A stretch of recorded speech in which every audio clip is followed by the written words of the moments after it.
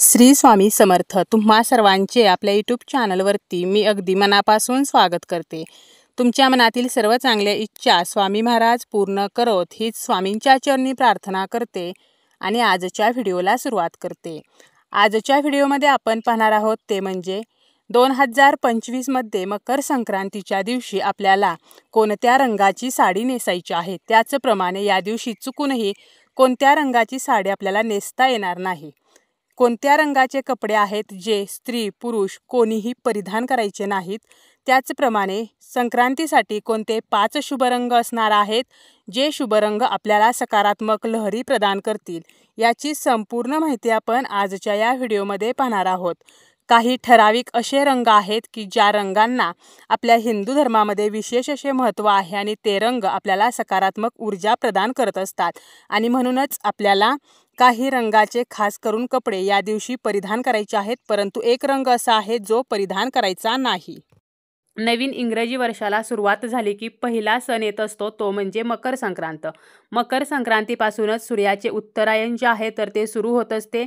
सूर्य हा धनु राशीतून मकर राशीमध्ये प्रवेश करत असतो. त्याचप्रमाणे मकर संक्रांतीपासून वातावरणातील थंडी जी आहे तर ती सुद्धा कमी व्हायला सुरुवात होत असते. मकर संक्रांतीच्या निमित्ताने जुने रुसवे फुगवे सोडून एकमेकांना तिळगुळ जो आहे तर तो दिला जातो. या दिवशी दान करणे, स्नान करणे, जप, तप, तर्पण तर या धार्मिक कार्यांना सुद्धा विशेष असे महत्त्व आहे.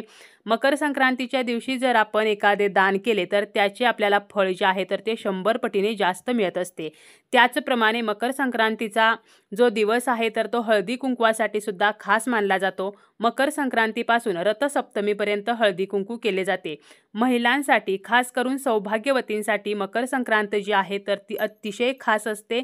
प्रत्येक स्त्री जी आहे तर ती नटत असते, सजत असते. परंतु या मकर संक्रांतीच्या दिवशी काही रंगाच्या साड्या ज्या आहेत तर त्या मात्र परिधान करणे आपल्याला टाळायचे आहे. त्याचप्रमाणे कोणते शुभ रंग आहेत जे आपण परिधान करू शकतो याचीच माहिती आपण या व्हिडिओमध्ये पाहणार आहोत. मकर संक्रांत यंदा 14 जानेवारी 2025ला आलेली आहे. मंगळवारी दिनांक 14 जानेवारी 2025 शके 1956 पौष कृष्ण 1 रोजी सकाळी 8:54 सूर्य जो आहे तर तो मकर राशीत प्रवेश करत आहे. या दिवशी वौसा जो आहे तर तो पूजला जातो. ज्या नवविवाहित आहेत तर त्यांच्यासाठी सुद्धा हा दिवस जो आहे तर तो अत्यंत खास मानला जातो. तर अशा या मकर संक्रांतीचे 5 शुभ रंग कोणते आहेत तर हे आपण सुरुवातीला पाहूया. मकर संक्रांत हा एक असा दिवस आहे की फक्त याच दिवशी आपण काळ्या रंगाची साडी जी आहे तर ती घालत असतो. आपल्या हिंदू धर्मामध्ये काळा रंग जो आहे तर तो अशुभ मानला जातो. परंतु मकर संक्रांतीला आवर्जून काळ्या रंगाचे कपडे परिधान केले जातात. हिंदू धर्मातील प्रत्येक सणाला ऋतुमानानुसार महत्त्व आहे आणि त्यामागे काही धार्मिक व नैसर्गिक कारणे सुद्धा आहेत. मकर संक्रांत हा दिवस आणि रात्र हिवाळ्यातील सर्वात थंड आणि खूप मोठी असते आणि या मोठ्या रात्रीच्या काळोखाला निरोप देण्यासाठी या दिवशी काळ्या रंगाचे कपडे घातले जातात अशी मान्यता आहे. त्याचप्रमाणे काळ्या रंगाची जी वस्त्रे आहेत तर ती बाहेरची उष्णता शोषून घेऊन आपले शरीर उबदार ठेवत असतात आणि म्हणूनच मकर संक्रांत हा सण थंडीमध्ये येत असल्यामुळे मकर संक्रांतीला काळे वस्त्र परिधान करण्याची प्रथा आहे. ज्या नवविवाहित आहेत तर त्यांना खास करून काळी साडी आणि हलव्याचे दागिने दिले जातात. त्याचप्रमाणे बाळाचे बोरनान केले जाते आणि त्यावेळेला सुद्धा बाळाला काळ्या रंगाचे कपडे आणि हलव्याचे दागिने घातले जातात. त्यामुळे आपल्याला आवर्जून मकर संक्रांतीच्या दिवशी काळ्या रंगाचे कपडे जे आहेत तर ते घालायचे असतात. परंतु काही भागांमध्ये काळ्या रंगाचे कपडे जे आहेत तर ते घातले जात नाहीत. जर तुम्हाला शक्य असेल, तुमच्याकडे घालत असतील तर तुम्ही आवर्जून काळ्या रंगाची साडी जी आहे तर ती या दिवशी नेसू शकता.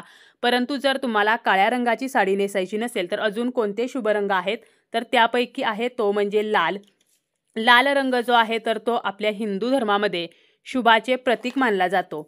त्याचप्रमाणे आपण लाल रंगाची जर साडी नेसली तर आपल्याला माता लक्ष्मीचा आशीर्वाद सुद्धा मिळत असतो. त्याचप्रमाणे आपल्या घरामध्ये सुखसमृद्धी येते. देवी लक्ष्मीची कृपा जी आहे तर ती आपल्या घरावरती सदैव राहते.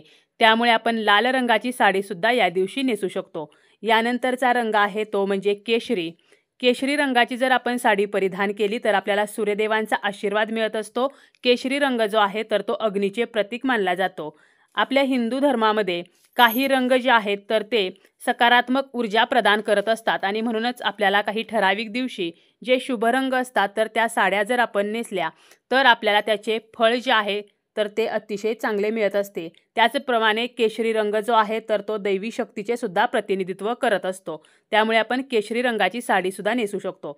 यानंतरचा रंग आहे तो म्हणजे गुलाबी रंग। गुलाबी रंग जो आहे तर तो प्रत्येक स्त्रीला आवडत असतो। त्याचप्रमाणे गुलाबी रंग जो आहे तर तो जर आपण परिधान केला तर आपले मन शांत राहत असते। हा रंग जो आहे तर तो साहस आणि शक्तीचे प्रतीक आहे। गुलाबी रंग परिधान केल्यामुळे भगवान श्रीकृष्ण आणि राधा राणी प्रसन्न होतात, आपल्या जीवनामध्ये शांती व समृद्धी येते। त्यानंतरचा रंग आहे तो म्हणजे हिरवा रंग। हिरवा रंग जो आहे तर तो सौभाग्याचे प्रतीक मानला जातो। प्रत्येक स्त्रीकडे हिरव्या रंगाची एक का होईना तरी साडी असतेच। त्याचप्रमाणे हिरवा रंग जो आहे तर तो निसर्गाशी सुद्धा संबंधित आहे। हिरवा रंग गणपती बाप्पांना सुद्धा प्रिय आहे। त्याचप्रमाणे शिवांची जे नाते आहे तर ते निसर्गाशी सुद्धा अतिशय घट्ट आहे। त्यामुळे महादेव आणि गणपती तर यांचे आशीर्वाद जर आपल्याला प्राप्त व्हावेत अशी इच्छा असेल तर हिरव्या रंगाची साडी आपण नक्कीच नेसू शकतो। यामुळे आपल्या घरामध्ये रिद्धी सिद्धीचे सुद्धा आगमन होईल। तर असे काही शुभ रंग आहेत। याचप्रमाणे आपल्याला जरी या साड्या नेसणे शक्य झाले नाही तरी आपण इतर रंगाच्या सुद्धा साड्या नेसू शकतो, परंतु कोणत्या रंगाची जी साडी आहे तर ती मात्र आपल्याला चुकूनही नेसायची नाही। तर यंदा संक्रांतीने जे वस्त्र परिधान केलेले आहे तर ते आहे पिवळा रंग।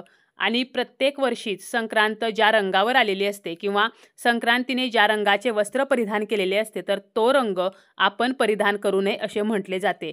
अशी मान्यता आहे की संक्रांतीने ज्या रंगाचे वस्त्र परिधान केलेले आहे तर त्या रंगाचे वस्त्र जर आपण परिधान केले तर आपल्यावरती संक्रांत येते, म्हणजे आपल्या जीवनामध्ये काही अशुभ गोष्टी घडू शकतात किंवा आपल्यावरती संकटे अडचणी येऊ शकतात। आणि म्हणून संक्रांतीने परिधान केलेले जे वस्त्र आहे तर त्या रंगाचे वस्त्र आपण परिधान करत नाही। आणि यंदा संक्रांतीने पिवळ्या रंगाचे वस्त्र परिधान केलेले आहे, त्यामुळे आपल्याला पिवळ्या रंगाची साडी जी आहे तर ती चुकूनही नेसायची नाही। आता बऱ्याच वेळेला मग मनामध्ये हा प्रश्न येतो की पिवळ्या रंगाची आपण साडी नेसायची नाही, मग आपण हळद वापरत असतो ती पिवळ्या रंगाची असते, सोन्याची आपण दागिने घालत असतो, मग हे सुद्धा घालायचे नाहीत का? तर असं अजिबात नाही, फक्त आपल्याला पिवळ्या रंगाचे कपडे जे आहेत तर ते वर्ज्य करायचे आहेत। त्याचप्रमाणे पूर्णपणे पांढऱ्या रंगाचे कपडे म्हणजे खास करून सौभाग्यवतींनी पांढऱ्या रंगाची साडी जी आहे तर ती सुद्धा नेसू नये। तर अशा प्रकारे पिवळा आणि पूर्ण पांढरा रंग आपल्याला यावर्षी वर्ज्य करायचा आहे। ज्या महिला मकर संक्रांतीला हळदी कुंकू करतात आणि जर तुम्ही छोटासा रुमाल वगैरे वाण स्वरूपामध्ये देण्याचा विचार करत असाल तर यामध्ये पिवळ्या रंगाचा तुम्हाला रुमाल जो आहे तर तो वाण स्वरूपामध्ये द्यायचा नाही, परंतु लक्षात घ्या मकर संक्रांत झाल्यानंतर रथसप्तमीपर्यंत हळदी कुंकू केले जाते। मकर संक्रांतीचा दिवस सोडून इतर दिवशी जर तुम्ही हळदी कुंकू करणार असाल तर त्या दिवशी तुम्ही पिवळ्या रंगाची साडी, पिवळ्या रंगाचा ड्रेस किंवा पिवळ्या रंगाचे वस्त्र परिधान करू शकता। त्याचप्रमाणे पिवळ्या रंगाचा रुमाल जो आहे तर तो गिफ्ट स्वरूपामध्ये देऊ शकता। फक्त आपल्याला काय करायचं आहे, मकर संक्रांतीचा जो दिवस आहे तर याच दिवशी फक्त आपल्याला पिवळा रंग जो आहे तर तो वर्ज्य करायचा आहे।